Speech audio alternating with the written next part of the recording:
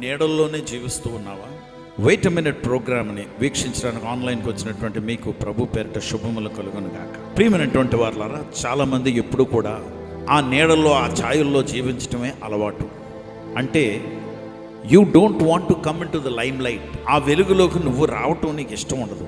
కానీ వెలుగులోకి రావటం ఇష్టమైన ఆ నీడల్లో బ్రతకటమే నీకు చాలాసార్లు నీకు అలవాటైపోయినటువంటి విషయం.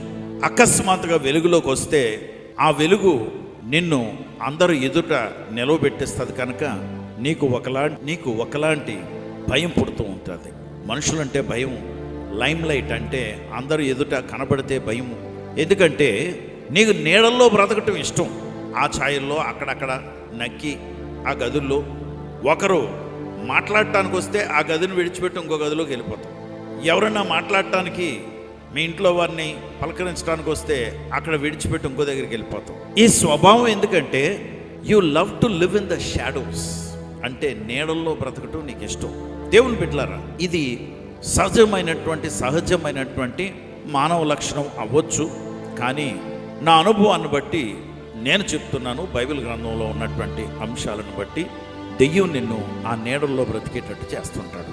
ఉదాహరణకి న్యాయాధిపతుల గ్రంథం 6వ అధ్యాయం 12వ వచనంలో ఒక వ్యక్తి, గిదియోన్ అన్నటువంటి వ్యక్తి, గానుగ చాటున దాక్కుని తన ఆహార గింజల్ని దొళ్ళగొట్టుకుంటుంటాడు, గోధుమలను దొళ్ళగొట్టుకుంటుంటాడు. శత్రువులు మోసుకు వెళ్ళిపోతారేమో అని భయం కనుక చాటున దాక్కుని తన పని చేసుకుంటుంటాడు. అక్కడికి దేవుడు దర్శించి తన దూతను పంపిస్తారు. దూత వచ్చి, దేవుడు నీకు తోడుగా ఉండునుగాక, పరాక్రమ గల బలాజ్జుడా అని పలకరిస్తారు. పరాక్రమ గల బలాజ్జుడా. వెంటనే గిదియోన్ అంటాడు, నేనేం వెళ్ళగలను, నేనేం చేయగలను, నాకు భయము, నాకు చేత కాదు అని ప్రొటెస్ట్ చేస్తాడు. కానీ నీకున్నటువంటి సామర్థ్యత ఈ మాటను విడుదలైంది కనుక, ఈ మాట విడుదలైనటువంటి మాటను బట్టి నీకు బలం వస్తుంది. కనుక ఆ బలముతో నువ్వు వెళ్ళి నా పని చెయ్యి అని చెప్పి దేవుడు పంపించాడని దేవదూత చెప్తారు.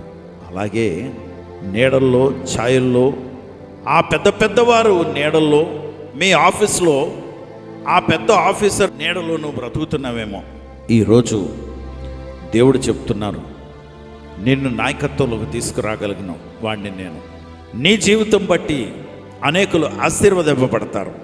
నిన్ను బట్టి నేను అనేకమైనటువంటి గొప్ప కార్యాలు నేను చేయబోతున్నాను. But you have to leave though shadows. ఆ నీడలో, ఆ ఛాయల్ని నువ్వు విడిపించాలి. ఆ నీడలను, ఆ ఛాయల్ని నువ్వు వదిలి రావాలి. I will take you, I will strengthen you. నేను నిన్ను తీసుకెళ్తాను, నేను నిన్ను బలపరుస్తాను. పరాక్రమ గల బలాజ్జుడా అని నిన్ను బలపరుస్తున్నాడు. ఎంత గొప్ప దేవుడండి. ఎప్పుడూ నీడల్లో బ్రతికే నన్ను ఆయన తీసుకొచ్చారు బయటికి.